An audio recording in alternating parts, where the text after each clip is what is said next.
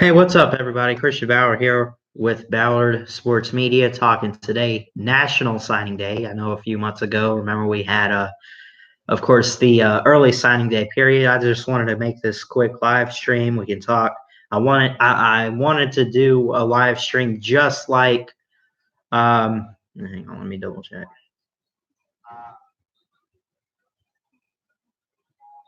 Yeah, audio and everything's good. So we're up. I'm on the air. Not like on the air, but Anyway, so if you remember, which I didn't really have many subscribers at the time back in December, but I did a live stream kind of like this for the early signing day period. I mainly talked to Alabama recruits. Kind of want to talk some recruits outside of that because there's a lot of great recruits. And I think the biggest story breaking, which really should not surprise anybody. I mean, Zachary Evans, this five-star running back, best recruit in the country, if you ask me, and the top of the position group, chooses Georgia over, well, every other school that had offered him a chance to come there and all that. So, let's see. And Zach Evans to UGA, I mean, no surprise to me, at least, no surprise to Georgia fans. Let me find it real quick.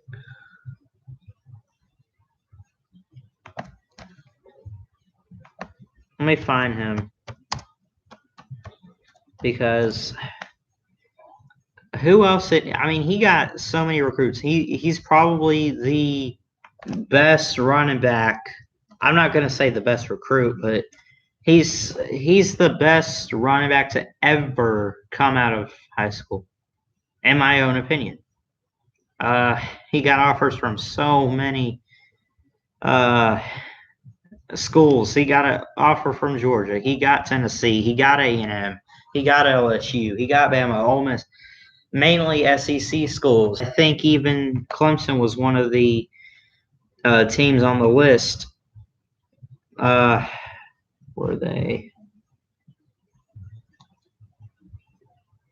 Believe it or not, Clemson is not on this list. That's a bit surprising to me. You would think a program like Clemson would try to give a player like Zach Evans an offer, but he got quite a few offers from teams. Obviously, he can only pick one: Florida, Florida State, Colorado, Baylor, Arkansas, Bama, Auburn, LSU.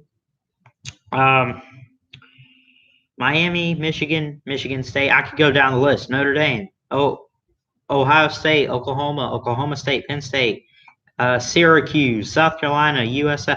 I mean, pick a top 25 team and then a major Power 5 school. He got an offer, basically, right? 5'11", 200 pounds. Now, it says he had a 36% chance that he would pick Georgia. I really feel like leading up to this, and Georgia fans, you should be happy you got a guy in him, and he's going to be tough. And if you're asking me what I've seen the past couple years, we always talk about who is DBU. That's a big debate. Who's defensive back university? Who's quarterback university? Wide receiver? Well, I can tell you this right now: Georgia is pretty much RBU, and I think it's kind of close. I mean, Alabama's had some great running backs over the years. Mark Ingram won a Heisman. Derrick Henry won a Heisman. We had Damian Harris, who's with the Patriots, I think. Najee Harris, who, by the way, is returning to school. He will be back for the 2020 season in his senior year. We've had some great running backs, but I really think, I mean, I think Georgia and Alabama both could be up for debate for running back you look at Georgia, they've had guys like Nick Chubb, Sony Michel, who are in the pro league now. Of course, Nick Chubb is with crap. Who's he with? I can't think of it. I think the Bengals or like the Browns or something. I don't know, but I know Sony Michel, of course, with the Patriots. Those two guys, they kind of the year when they made the playoffs and they had played Alabama for the championship. Throughout that year, they kind of went back and forth between them. They would use Sony Michel in like a wildcat formation. They called it the wild dog. Yeah, funny pun. Uh, and they would normally hand it off to Nick Chubb or whatever they would do. And they kind of use both of those guys. Then those two go to the NFL. You have DeAndre Swift the past couple years being pretty much the full-time running back. And now you have Zachary Evans, who, again, a lot of offers and has a chance. He was, look, Georgia is the leading candidate, right? I think that now I'm looking at this. There are three teams. So in interest, Ole Miss, Tennessee, and Texas A&M say Warren. Like they could be a school that he would likely choose. Then you get down to LSU, Bama, Florida, Georgia, Oklahoma, and all that, right? Like Ohio State, Penn State. Those say cool. I think they should update that because I seriously think that he will choose Georgia, right? I don't, and I'm a Bama fan. As much of a Bama fan as I am, I'm just going to be real. Try to be fair. Again, that's part of broadcasting. I seriously don't think that he will come to Alabama. I wish he would. He's a great running back. I think everybody's looking for him, right? But with Najee Harris coming back, Alabama's got quite some depth at running back. I can look real quick. I don't know all the names off the top of my head, but that's basketball. I mean, where is he going to find room to play? And I mean, listen, if he came to Alabama, if Zach Evans chose Alabama, he could compete for the starting job at running back, right? If anything, he'd be at least the second string, right? But with Najee Harris coming back, we have Cooper Bishop, Jahi Brown, Jerome Ford, AJ Gates. Jerome Ford, by the way, I think played in the Duke game this past year in the opener. Got a little bit of playing time there. He did okay. But you look at the main names, right? I'm going to give you at least like 3 or 4, right? Najee Harris, Brian Robinson, Trey Sanders, possibly Keelan Robinson, right? Those 4 guys right there at running back. I think I mentioned Trey Sanders just now too. So, but those guys right there are going to be trying to compete to be Alabama's running back, right? Those are the guys that you kind of look at and you say, if there is going to be a running back, it's going to be one of those 3, one of those 4, whatever, right? Others are out the door or just like practicing just in case they are ever needed. They try to get better, right? Blah, blah, blah, compete for a later opportunity in the next few years in college, with like these freshmen and sophomores. So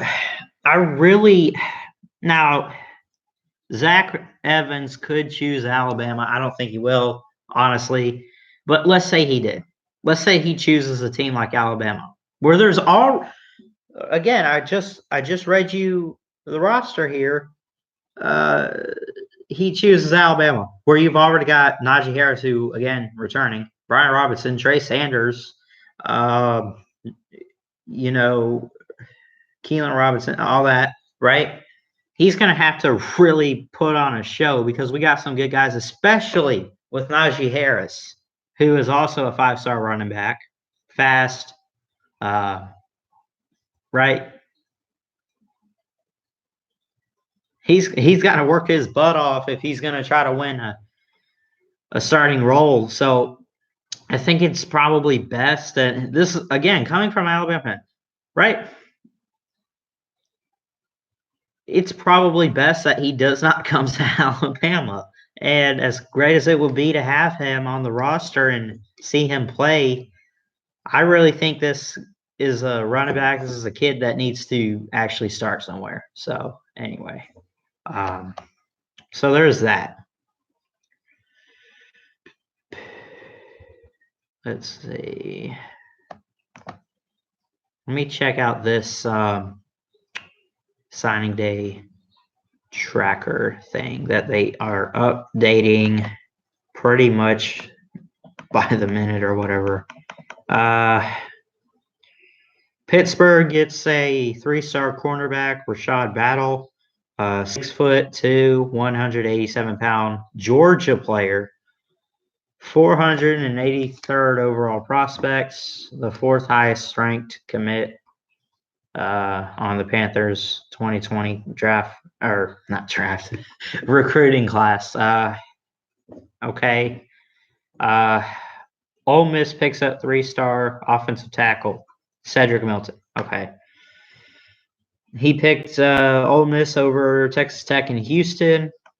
4-star offensive guard, Marcus Henderson at 943 this morning picked Arkansas over Ole Miss and Missouri, the nation's number 15th ranked offensive guard on 24/7 Sports. This is where I'm getting everything, by the way, just to quote my sources. And you notice, right? Now, it is up to every recruit what they where they want to go, right? It's up to the recruits. It's their choice, right?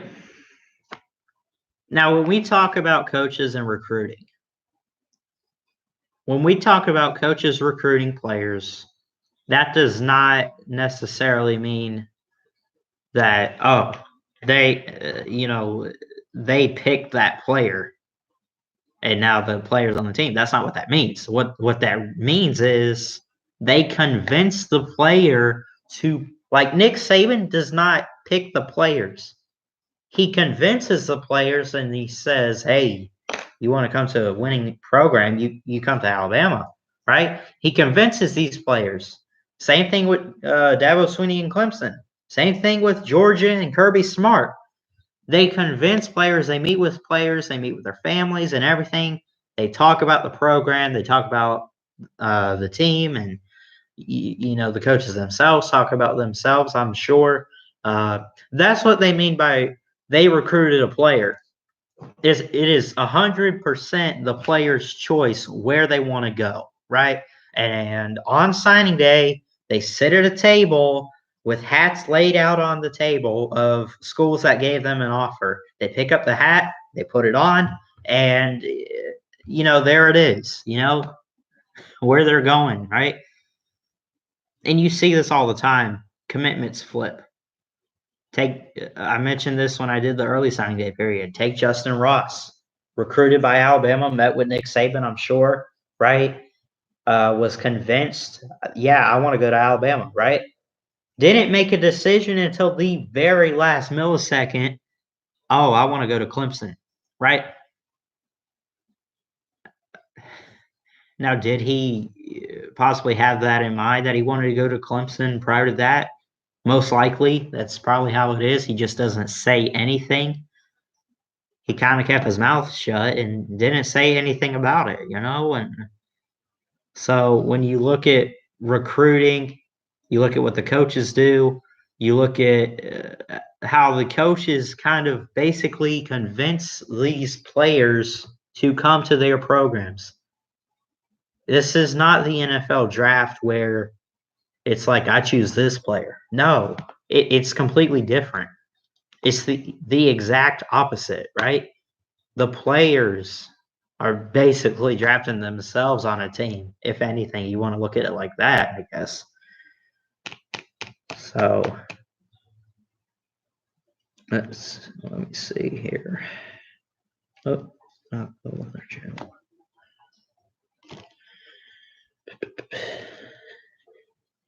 Let me check something here.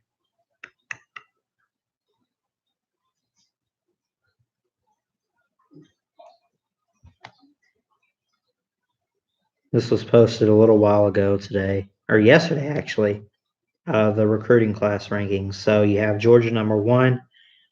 They got 5 stars. Or wait, hold on, I'm reading that wrong.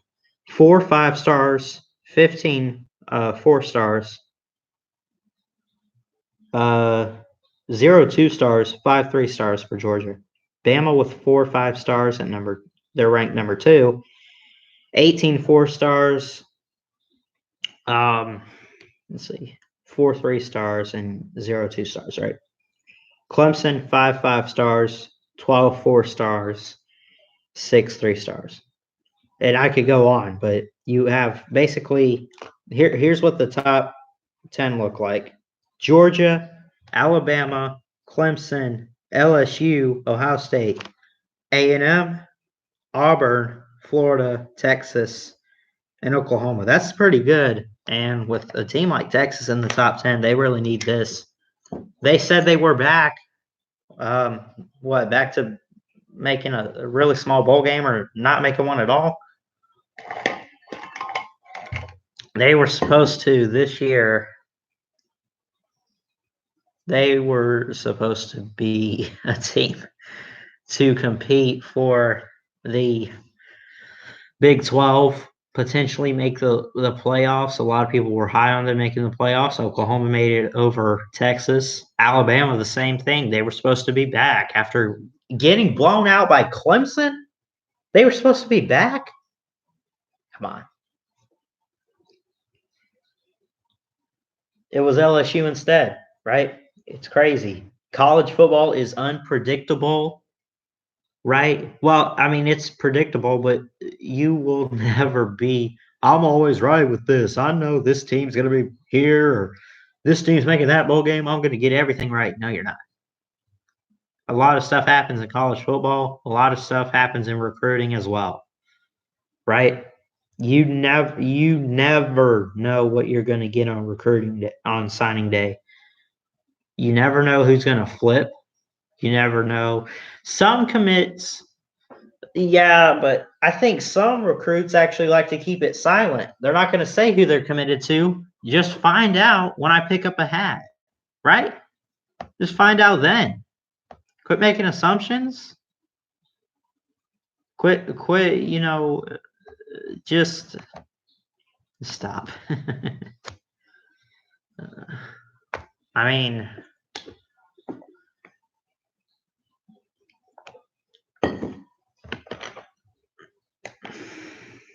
so, I mean, you can only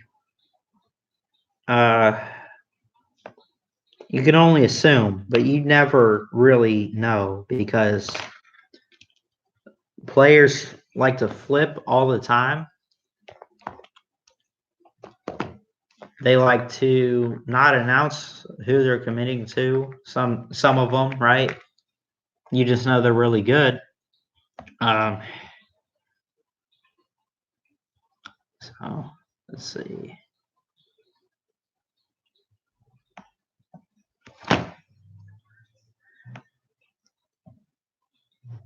Texas A&M landed a 3-star running back, Darvon Hubbard. Auburn picked up a JUCO defensive tackle.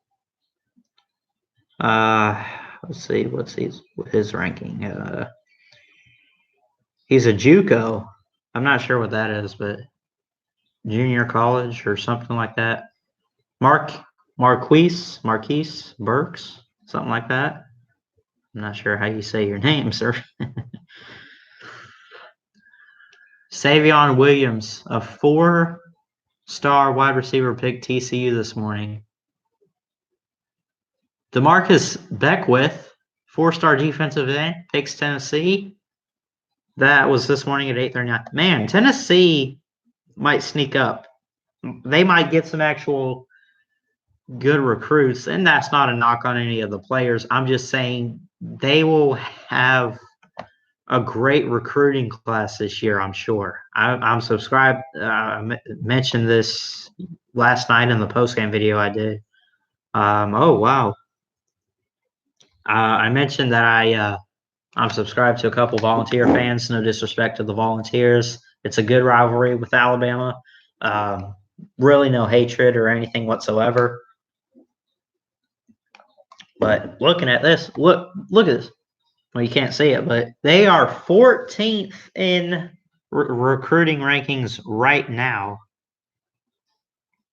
They have, let's see, 0 5-stars, but they got 9 3-stars, 12 4-stars. They got 22 commits.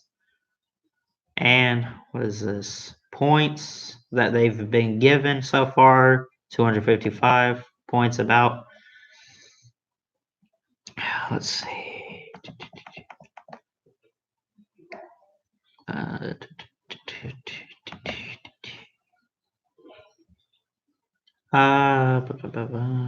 Let's see.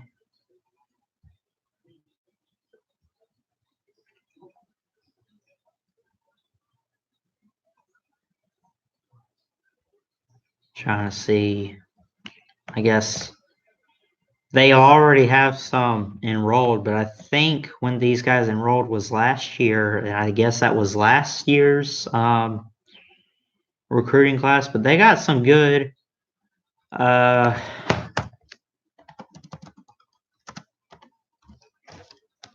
They got some good players, and this is going to be a team to look out for. They're not winning a title this year, or really, it'll be a while, right?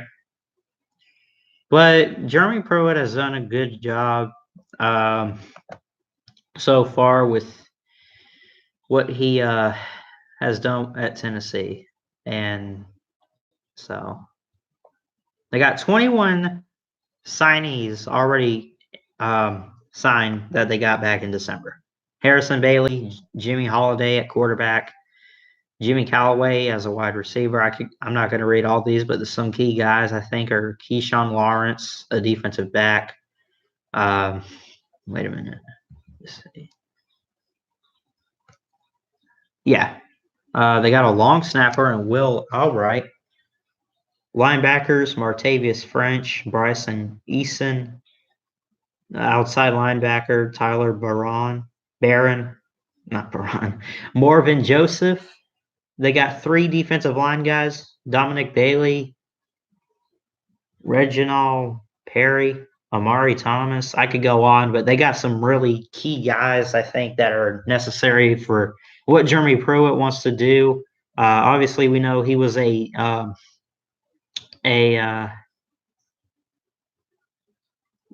welcome to the stream, Gunner Klon. I don't know what that says. Beckwith is a huge pickup for Tennessee. I would agree. Definitely. I think he's such a good talent, and he definitely could fill a hole that is open on the Tennessee roster. I think that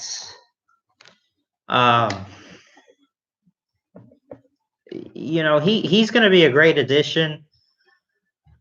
Hang on, I just lost something. Hang on. What?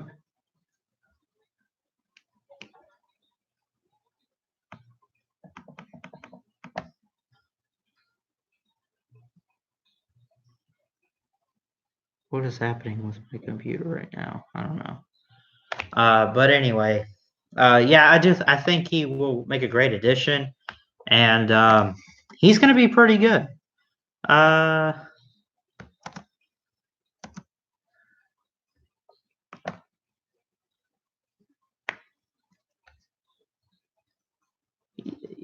would assume you're talking about this D.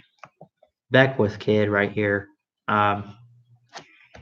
which I did see something on him earlier. He's not in this news, but I think I saw something about him earlier. He's going to be a good defensive end that you guys really need. And I say you guys, I don't know if you're a Vols fan or not, but But yeah, he's going to be a great addition. You could probably use him on the outside or maybe use him as a tackle, but he's going to be a good player. And definitely, again, Jeremy Pruitt was the defensive coordinator at Alabama for a couple years or so. Of course, left, went to Tennessee, so he knows defense. Offense, I don't really know. I can't answer for his offense or anything. I don't know, but yeah, he definitely knows how to recruit really well on defense. So now I'm not going to go on here and say that you're going to be a top 20 or a top 10 defense, Tennessee, but you guys are going to improve throughout the years, I'm sure, with Jeremy Pruitt's recruiting on defense, and maybe on offense too. Oh, you're a Gator fan. Okay, I didn't. Yeah, I didn't know if you were a Tennessee fan based on the Tennessee comment, but while you're at it, be sure to hit the like and subscribe, I guess. But anyway, yeah, Jeremy Pruitt's going to do a good job recruiting on defense, especially, I think, and I think he'll do a good job on offense too. But you know, him being a defensive coach, learning under Nick Saban, who has always had good defense until the past couple of years, he knows his stuff when it comes to defensive recruiting, defensive coaching. You know, all that stuff. So this is a huge pickup again for Tennessee.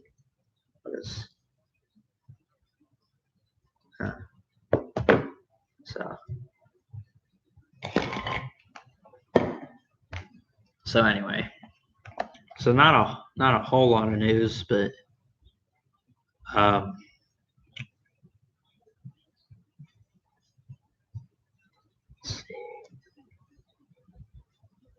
they the Vols that also got Velus Jones Jr., a wide receiver from USC, Cade Mays, an offensive lineman from Georgia. Those guys transferred to Tennessee. They'll be playing next year, I think, and so Tennessee's looking pretty good.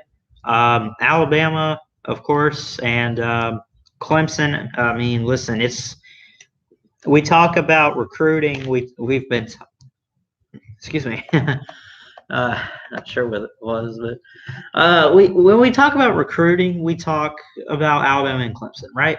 It's Bama, Clemson, and everybody else. It's a battle between Alabama and Clemson in recruiting and title, blah blah blah. Well, now you're seeing teams such as Georgia, LSU.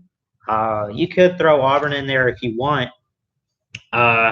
Oregon, well, I'll leave them out. Ohio State, LSU. A&M, of course. A&M, man. I have a feeling A&M is going to win a title with Jimbo Fisher. Now, how long into the future that's going to be, I don't know. But with what he's done, you look at his first year last year. He almost beat Clemson at Kyle Field. He went to Tuscaloosa. That wasn't as much of a good game as the Clemson game was, but he took some great talent and he did such a good job. Jimbo did, you know, with what he did at A&M in his first year. He did a good job at Florida State as well, but it kind of declined towards the end. But you know, so I think Tennessee or A&M. I'm really getting stuff mixed up today. I don't know why. I'm talking about A&M right now. I do think A&M is going to recruit well the next few years. I do think that Jimbo, this is a team that is slowly rising to the top, very slowly. They still got to try to beat Alabama. They beat LSU last year at Kyle Field. This past year they fell short, but we remember that 7 overtime, whatever. So that's a team to look out for in this recruiting, week and period and all that. So keep an eye out for who could possibly go to A&M as well. So, are you a Bama fan? Yeah, I'm a Alabama fan. I've been a Bama fan my whole life. But I'm trying to be a sportscaster. That's why I started this channel. I am an Alabama fan. I'm also a Tampa Bay Buccaneers fan. I live in Florida. I love baseball as well. A Rays fan. But as a sportscaster, you want to try to be fair with it. It's okay to pull for teams, but you try to be fair with it. And trust me, I would call my teams out if they mess up. I'm not going to be like, oh, well, excuse. So, but yeah, I'm a Bama fan.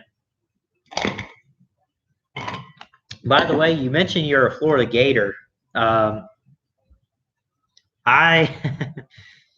I want to see the old school Bama Florida matchup that we've always seen in the SEC championship game. So you guys better recruit well, and you better beat Georgia next year. I'll be pulling for the Gators. I'll be real. So I kind of miss those old Alabama Florida games that we used to see. It's been a couple years, but has been too long, I guess. What's it been, like maybe 4 or 5 years? So if you guys can recruit and then all that.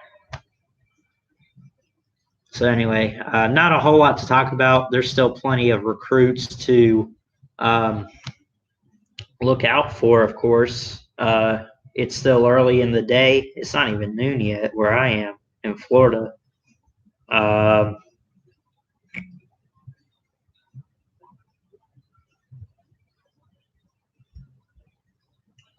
So again, still plenty of recruits to make a commitment, or they've made a commitment, but announce their decision.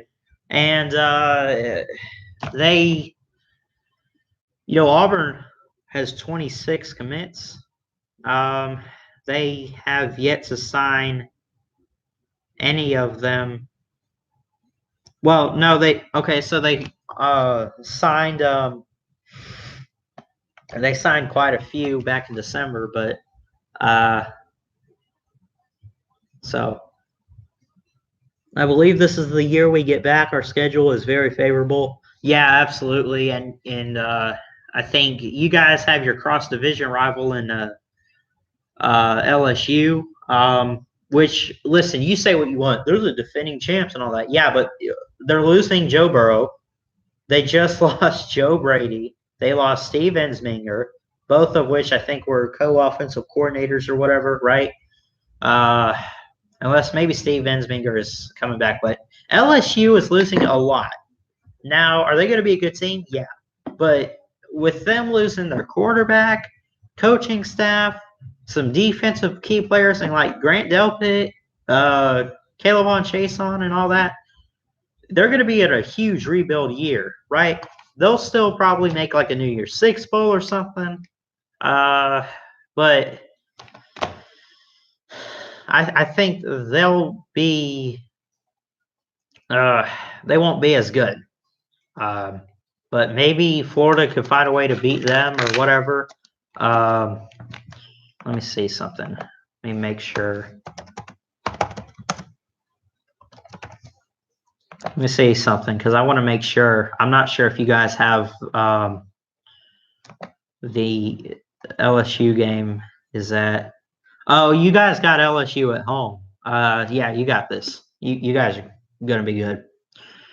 Not gonna doubt LSU, but I think as of right now, with LSU again losing so much talent, I think the Florida Gators can probably win that game. And of course, the Georgia game in Jacksonville. If anything, that's your one game you probably could lose. I'll get into more of that. I think I want to do some schedule previews, do something, maybe call it like Path to the Playoff or something, preview some schedules for the 2020 season over the summer. So I'll get into that more later on in the year. So, but yeah, you have a favorable schedule, good home games. You have a couple cupcakes. Again, you get Eastern Washington.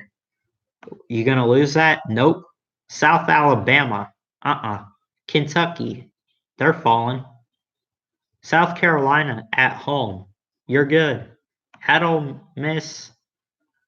Well, I'm giving spoilers for some preview videos, but you have, like, if anything, your road games that you have are pretty easy. I mean, at Vanderbilt, at Florida, at Tennessee, and at Ole Miss. I think you could probably win those. I would say probably 11-1 or 12-0, whatever. I'm giving up too much information for a preview video that I'm going to post this summer. But anyway, so yeah, for your Florida Gators, Gunner, you guys should be good.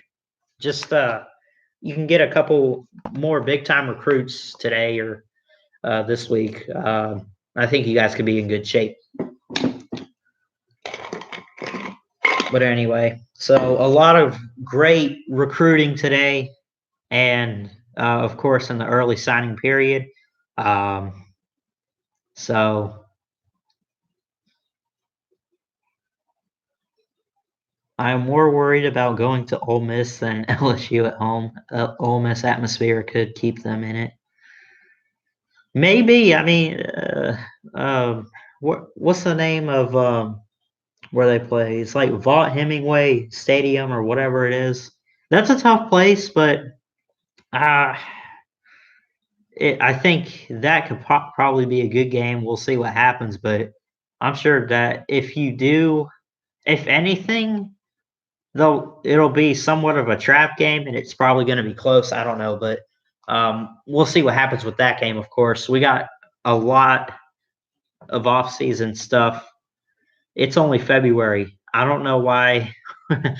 Like, we just ended the football season. We're about, what are we, 7 months away from the actual football season. So anyway, but yeah, you guys should be good. Alabama should be good.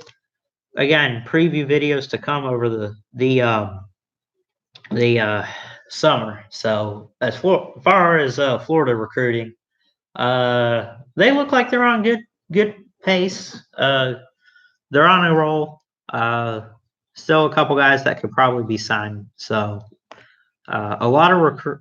Well, I don't want to say a lot of recruits, but there's quite a few.